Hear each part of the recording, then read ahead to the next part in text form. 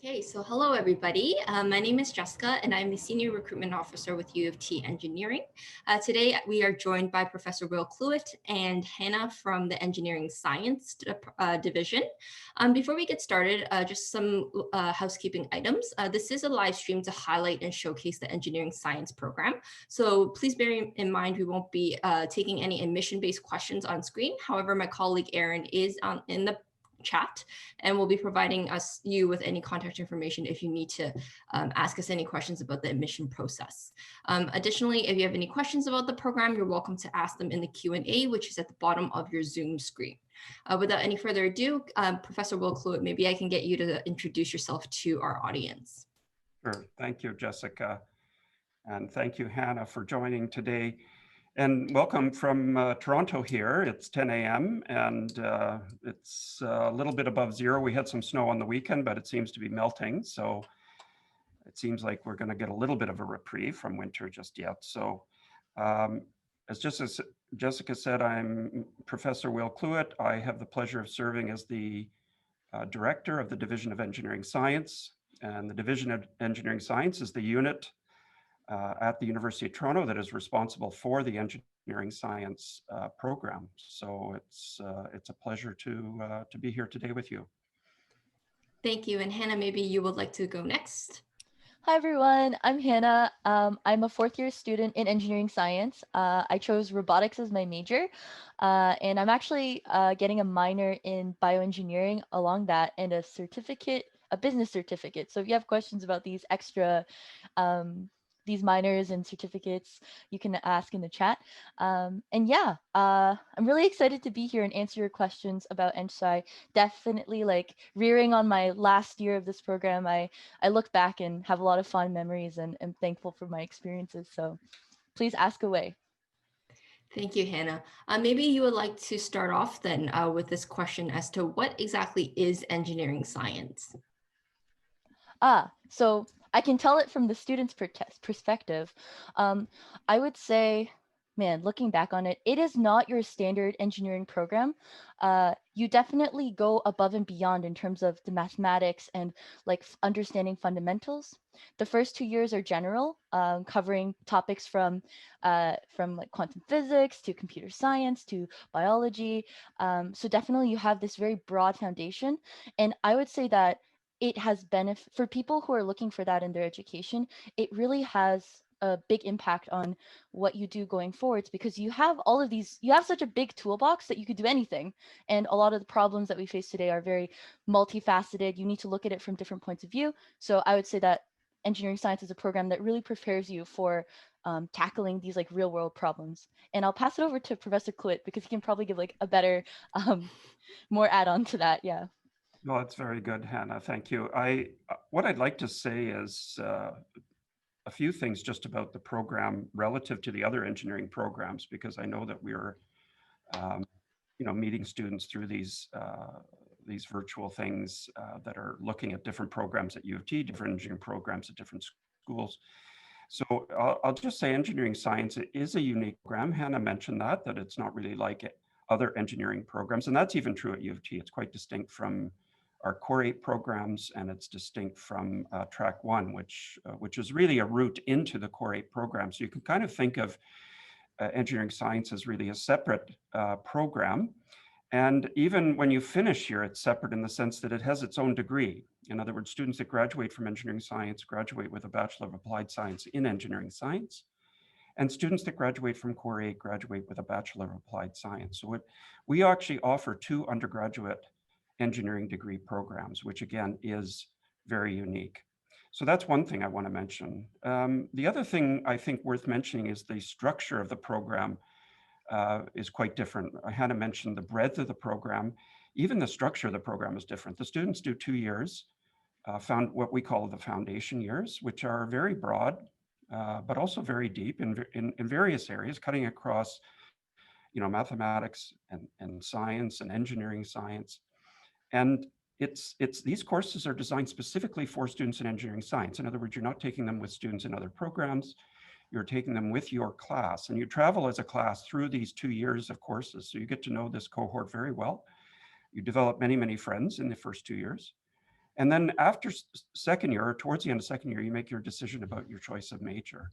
And your major is what you specialize in third and fourth year. And Hannah mentioned that she chose the robotics major. That's a very popular major right now.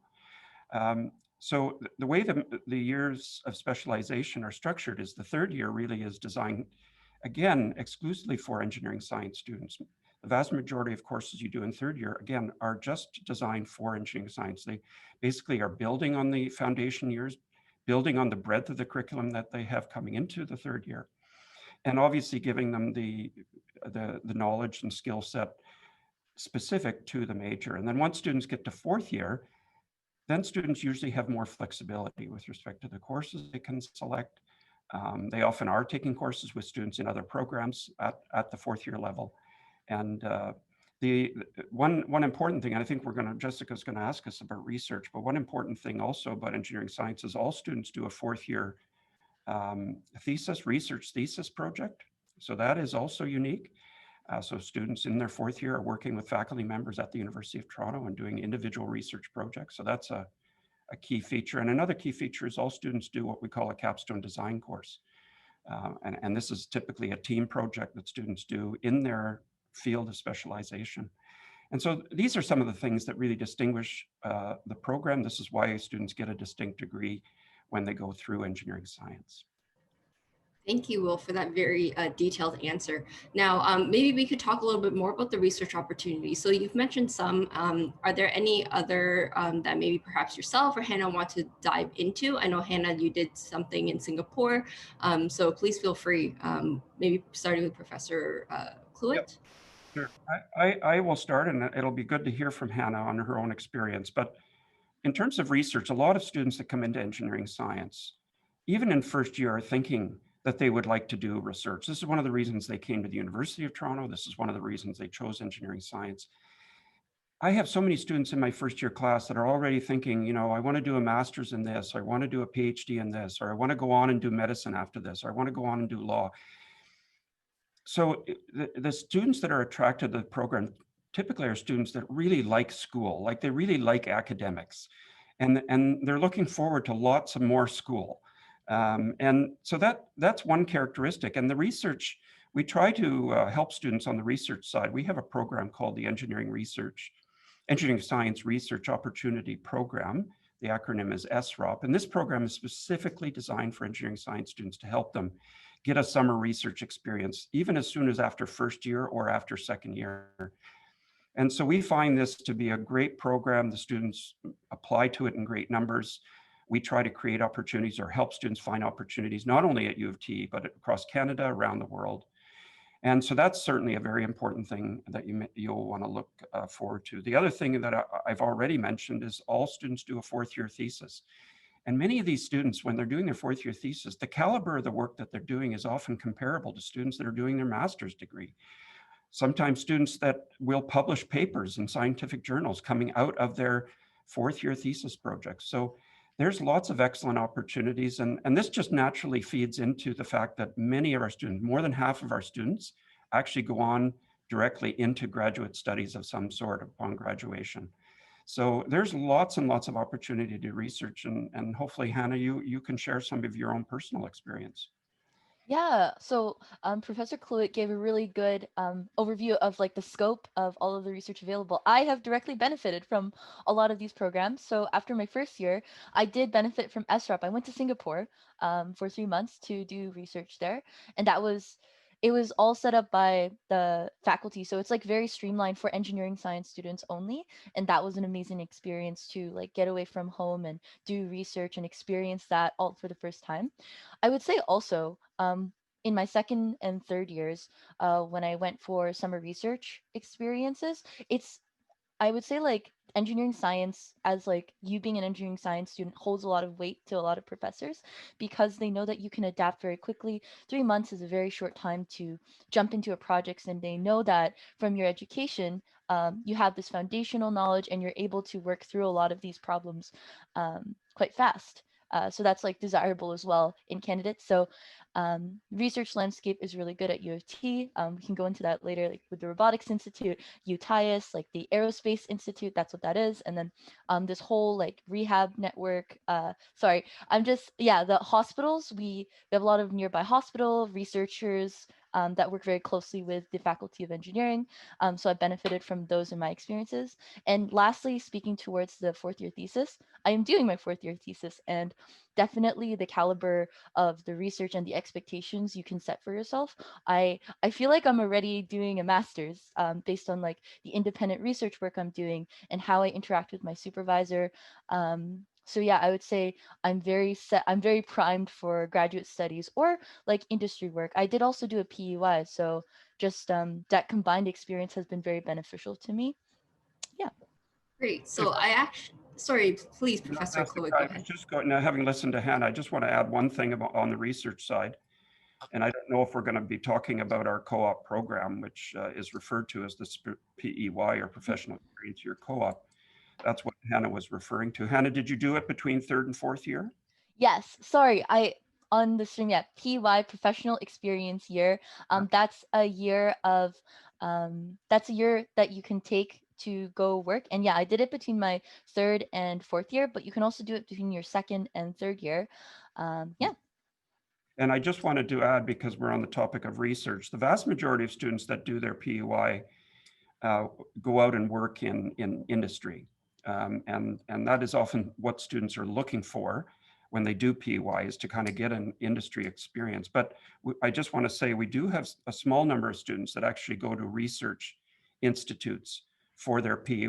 So in other words, that for some students is another way to continue on their research path, is actually to participate in or get involved in a research project actually during their professional experience year. Thank you for that ad. Excuse me. So just so everyone is clear, so the PEY co-op program is something that we often get whether engineering science students can participate in, and the answer is yes. And it provides our students with up to 20 months of paid work experience. So as Hannah and Professor Kluwet mentioned, either optional 4 months between your second and your third year, or a 12 to 16 month opportunity, typically at one company between your third and your fourth year. So that's something that's definitely available to you. Now we have a couple questions from our audience, so I think I'm going to take those. So the first question we have is, what is the percentage of students who get into their first choice in terms of their majors when in third and fourth year? And is that a competitive process? How does that work? Maybe Professor Kluwet, you would like to answer that? Yeah, maybe that's an easy question to answer, and happy to answer it. I just want to say this, the program is competitive to get into. I mean, we have very high caliber students that apply. We have a very strong pool of students, community of students. And that's actually one of the great things about engineering science. So you come in, you do 2 years foundational. Those are 2 years that you do with all the students in engineering science. And then at the end of second year, you're absolutely free to choose your area of specialization. So if all of our second year students said, I want to do robotics in my third year, we would honor that. Now, you know, when you have a couple hundred of engineering science students, there's just no way they're ever going to agree on one thing like that. So that never happens, but we do have 8 majors. And, you know, it's sort of a cyclical thing. You know, we go through times when certain majors are popular, other majors are less popular. So we have some small majors, we have some big majors, but we guarantee students will get whatever major they want. Excellent. And speaking of majors, we have a question here about what are those 8 majors that we offer. Perhaps you can share that with our audience. Hannah, do you want to try, and I'll fill in if you're forgetting? Oh, okay. There's robotics. I am in robotics. There's Right. also aerospace engineering. There's also electrical and computing engineering, biomedical engineering. Machine intelligence is like, yep, it was added quite recently. And there's also physics. Yeah, engineering physics. I'm so bad at this. It's okay. I didn't mean to put you on the spot. Yeah. Energy systems. Energy systems, MSF, mathematical,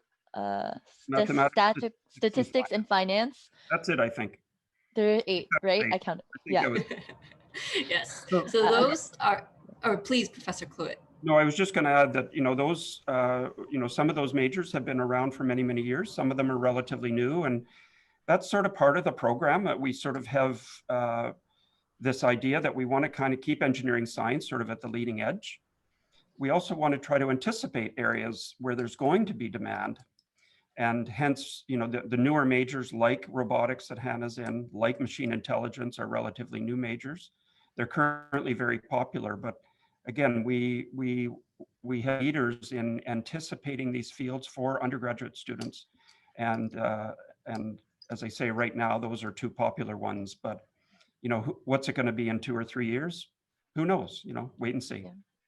I would also add on to that although that they're new majors, U of T has like a lot of leading researchers in each of these fields who contribute directly to the engineering science program. So especially in robotics, like when the robotics major started, there's also the U of T Robotics Institute, and then there's this robotics cluster happening at the University of Toronto Mississauga campus that all contribute and feed into the quality of the robotics program. And same with machine intelligence. U of T computer science, the faculty is like top notch in the world, and that's been like directly feeding into like putting people are giving input, and like professors are being like borrowed from them to teach those courses. So definitely there's like a strong grounding in these like majors.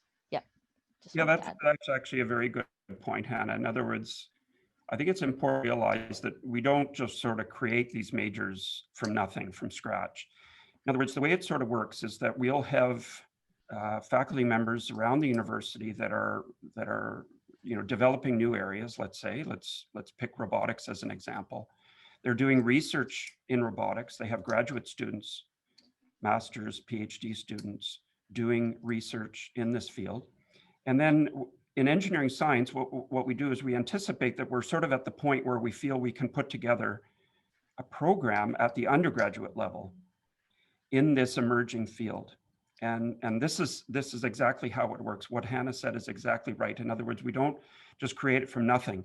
There are already people that are working in that field, doing research in that field, and we are just at the point where we now can start developing courses in 3rd and 4th year that students from engineering science can step into and flourish in. And that's how the program kind of works. Thank you. Hannah, we have a question here directly for you. I'm asking about your business certificate or minor experience, as there's a student who's interested in pursuing that as well. So maybe you can talk a little bit about minors and certificates, how that work, and then your experiences with that. Strategy. You start with strategy. So I was thinking, I knew that I wanted to do bioengineering.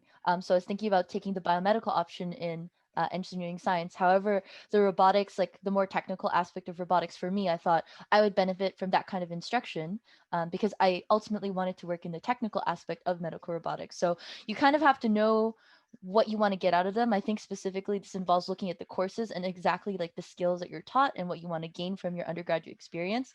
So that's the key thing I would say. It's like, what do you want to get out of your undergraduate experience, and form your plan based on that. So in terms of getting minors and certificates, for the certificate, you have to take some complementary studies, so things that are not technical courses, and you can choose them strategically such that they align with what you need for the business certificate. Or if you take enough of those courses, you can get a minor. So in that way, you don't have to overload, and you're able to like use one course to fulfill 2 different graduation requirements. With respect to the bioengineering minor, the minors, you need a little more coursework compared to the certificate. So I had to do some summer courses. But I was doing research in the Toronto area, so it was like pretty easy to pick up, a course on the side. And yeah, I was able to balance my workload in a manageable way. And my 4th year isn't even that packed because of that foundational work I did. So definitely you do go a bit beyond like, your course allotments, but it's definitely doable. And yeah, if you have a bit of strategizing in the beginning, you can definitely save time here and there. Great. And the other thing I just want to point out about minors and certificates is, as Hannah mentioned, you take them as a part of your degree. And as a part of your education, you'll have elective courses where you get to choose the courses that you want to take, and you can tailor those to get the minors, which is 6 courses, or certificate, which is 3. And we have 21 minors and certificates for you to choose from, everything from business to music performance to biomedical engineering. So there's quite a range. For more details, Aaron, if you have a moment, if you don't mind putting it into the chat, that would be great. Otherwise, it is available on our website. Now we have a question here that maybe Professor Cluett, you can help with. So we have the the electrical and computer engineering program. We have mechatronics options for students who are in mechanical engineering, but how do those differ from the a major in robotics, for example, in the engineering science program? Or how does that differ from ECE within EngSci? If you don't mind helping with that answer. Yeah, so I think probably the one example that probably students ask about the most is our electrical and computer engineering major and how it compares to electrical and computer engineering, because the names are obviously based, very similar. The other majors are easier to distinguish because even by name, they are distinct. And so students don't often ask questions as much about some of those. But let me just try to address because it is a very common question. So first of all, the electrical and computer major is taught by our Department of Electrical and Computer Engineering.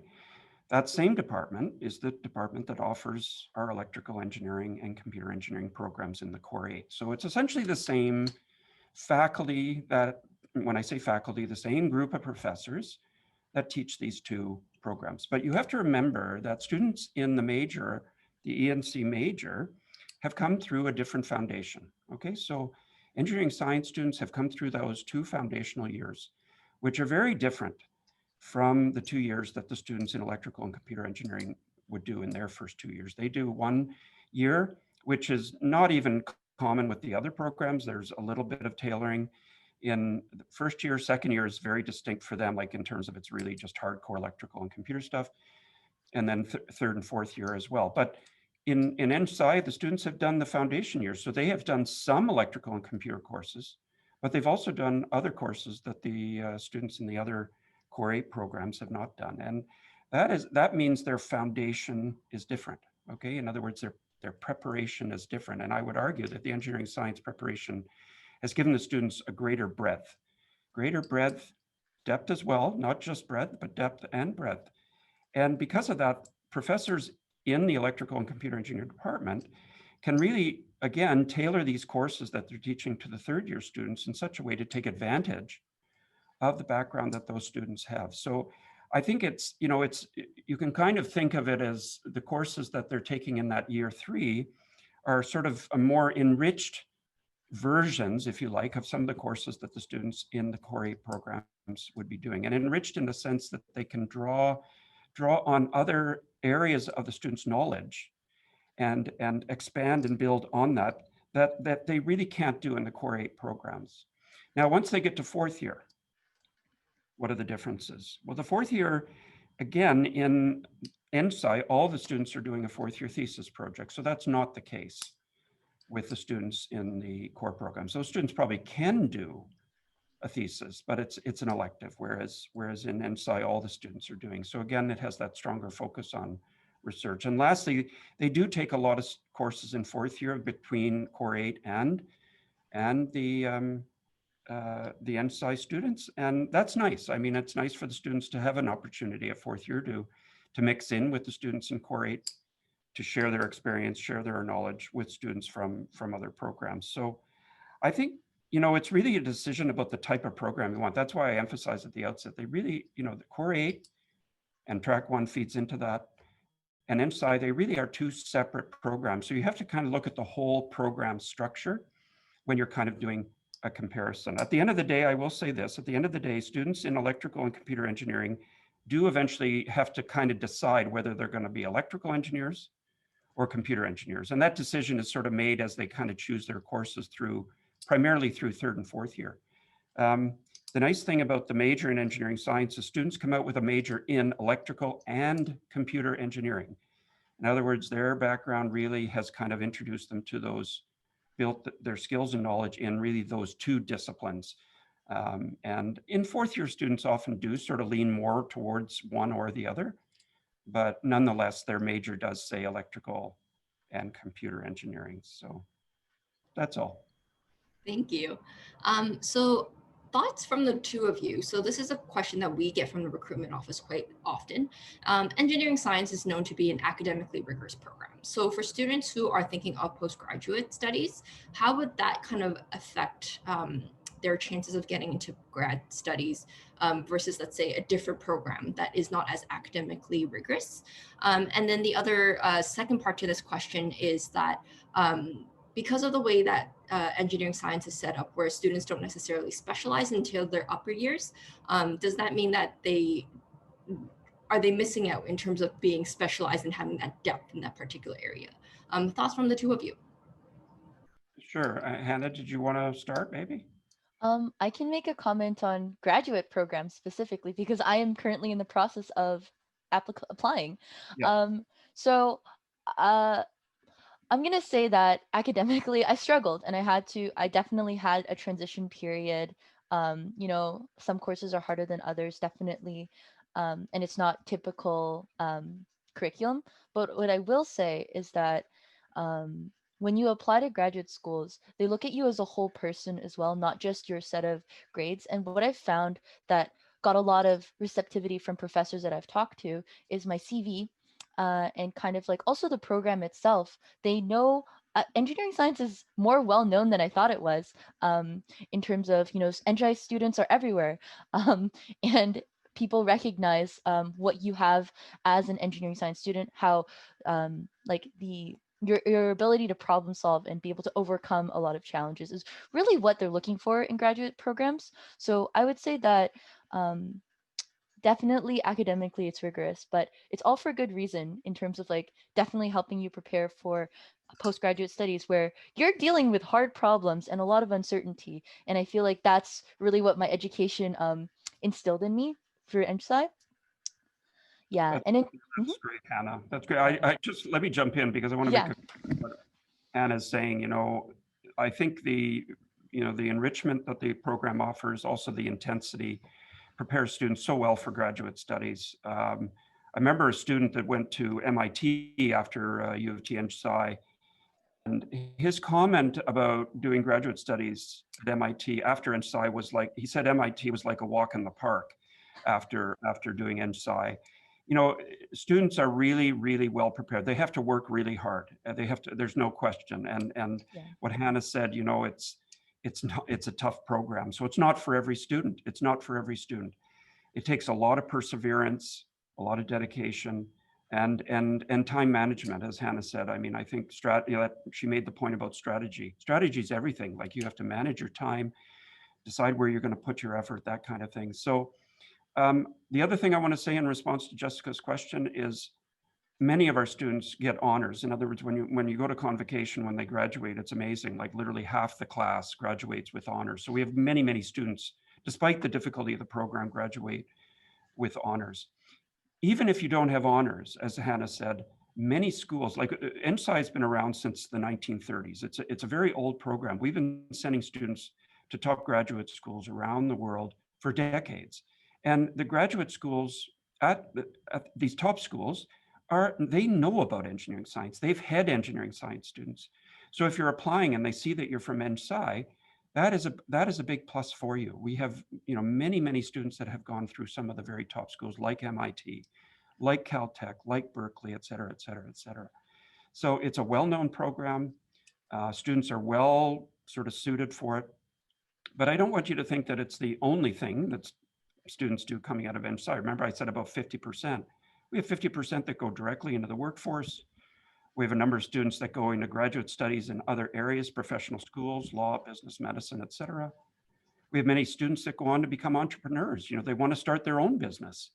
And so, it really opens a lot of different doors for you. And, the other Core 8 programs, sure, they're top caliber students will be going on to great graduate schools as well. But I would say a much higher proportion students in NSci go on to do graduate studies, either at U of T or at great schools around the world. And so, yeah, that's my best answer, Jessica, I think. Awesome. Well, thank you so much for that insight. We have a couple questions from the audience about, the details of some of those minors and majors that you will be studying within the engineering science program, majors rather. We're not going to dive into it here just because, there are 8 for you to choose from, but I have put into the chat the link to the academic calendar. So if you go to the academic calendar, it will give you a very detailed list of the specific courses that you're taking in each of those majors, as well as what your courses you'll be taking during your foundational years. And we'll also provide you with course descriptions. So giving you a better sense of what those majors and what the engineering science program entails. Now we are at time, so maybe we can wrap up the session with Professor Cluett and Hannah. If you don't mind sharing with our students here today, what is one piece of advice that you would provide them as they're trying to make that decision as to whether engineering science is that program is the best fit for them? Maybe we'll start off with Professor Cluett and then we'll go to Hannah. Sure. I mean, I know, many of the students listening today are, thinking about what they're going to be doing either next year or maybe in 2 years' time, depending on where you are in your high school program. And, you're doing the right thing in terms of learning about as many schools and about as many programs as you can. I mean, that's what you want to do.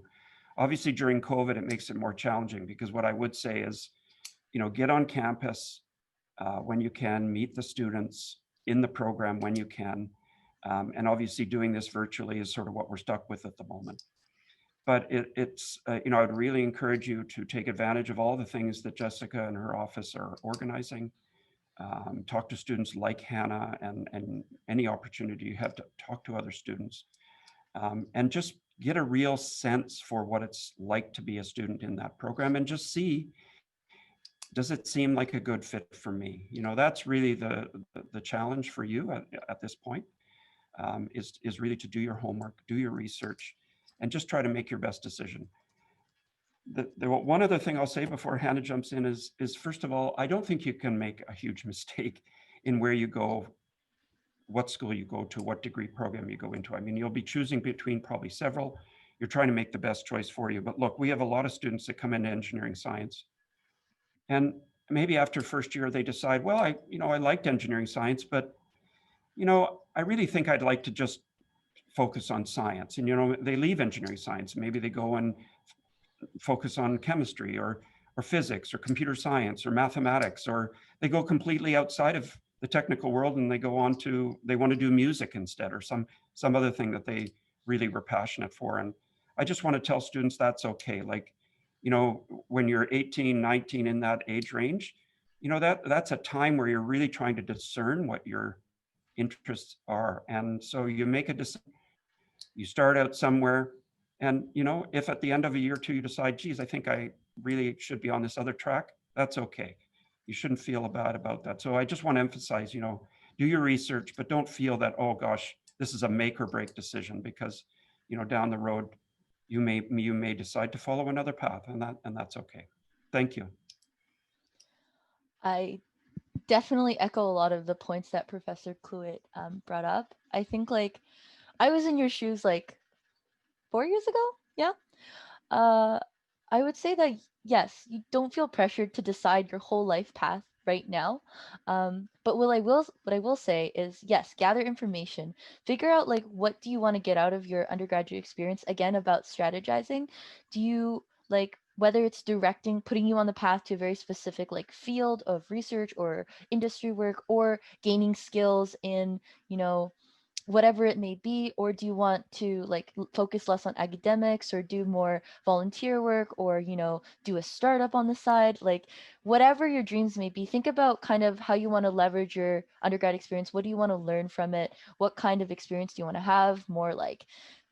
More rigorous and all academics all the time, or more I have some more time to pursue my other interests like musical artists. Sorry, I'm just mentioning everything, but really think about how you want to build yourself up as a person, even though you don't know where that person is going to be in 10 years. You don't need to know, but what you do want to know is what can I do to make myself better? And if NSci is what you can do to make yourself better, and that's the way you want to make yourself better, do it. Yeah, I think that's what I had to say. I totally feel for you. It's really confusing and scary right now to be said, like, choose your life path now. But definitely undergraduate degree is not the end of your life path or will like define anything. You can pivot anytime. And yeah, and if you have the skills to do so, even better. Like the what is it? The generalizable skills where it's like you can jump from thing to thing and really like pick up wherever without knowing anything. Those kind of skills matter too. Yeah, I'm rambling now, but it's gonna be okay. Good luck. Thank you so much, Hannah and Professor Cluett, for your time. I have put two emails in the chat. One is eng.ambassador@utoronto.ca. So if you have any questions about the student perspective, please feel free to email us there, and one of our student ambassadors can definitely help with that piece. And then on the topic of, we understand that COVID has put a big interruption in many people's plans. And it might be hard for you as you're switching online to learn about the application process. If you have any questions, please do not hesitate to reach out to myself or Erin or any other members of our team through the email engineering@utoronto.ca. We would be happy to help. So please do not forget that we are an excellent resource that you can use throughout this process as well. With that, thank you so much to all of you for tuning in and joining us this morning, afternoon, evening. Professor Cluett and Hannah, so thank you so much for your time. I think this was very helpful and very informative for our students, so thank you very much. Enjoy the rest of your day, everybody, and stay safe. Take care, everyone. Thank you so much for having us, and thank you for coming. Thank you, Jessica. Thank you, Hannah. Bye, everyone. Bye.